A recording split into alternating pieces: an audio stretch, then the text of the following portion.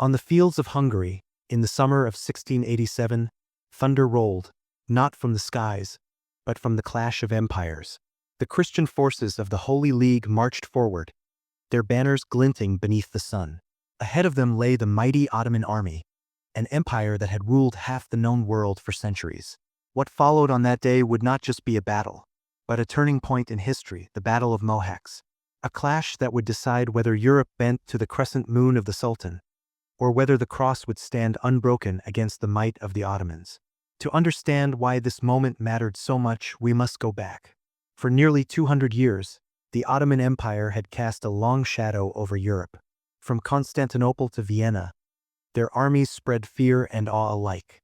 The sultans commanded legions of janissaries, cavalry thundering across plains, and fleets that ruled the seas.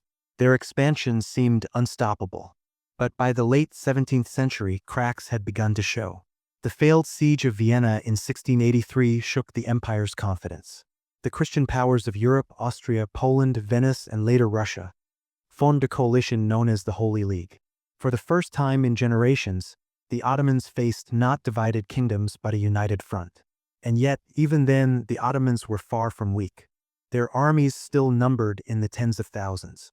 Their generals still commanded loyalty. And in the plains of Hungary, they prepared to make a stand. On the other side, the Holy League's armies marched under the leadership of Charles of Lorraine and Maximilian II of Bavaria.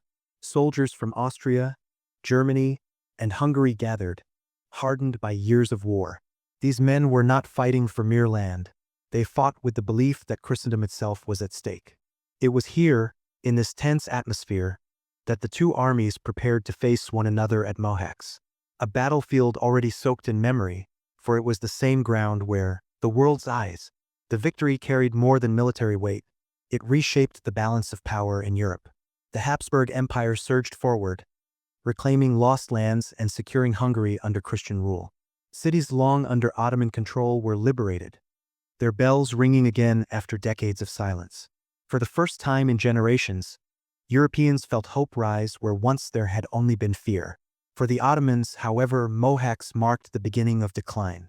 The defeat tore away their prestige and authority.